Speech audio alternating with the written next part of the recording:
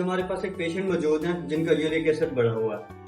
इनको पता ही नहीं था कि इनका यूरिक एसिड बढ़ा हुआ है। क्यों? क्योंकि इनको यूरिक एसिड की बढ़ने की अलामात का ही पता नहीं था।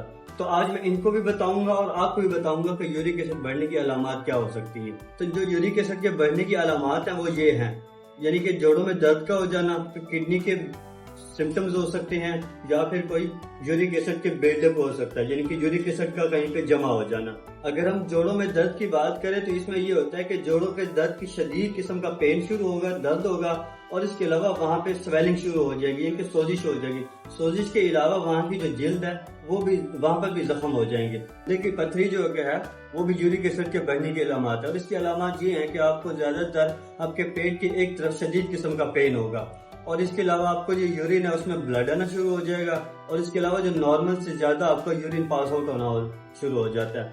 और अगर इसके अलावा हम बात करें कि यूरिक एसिड के बढ़ने की क्या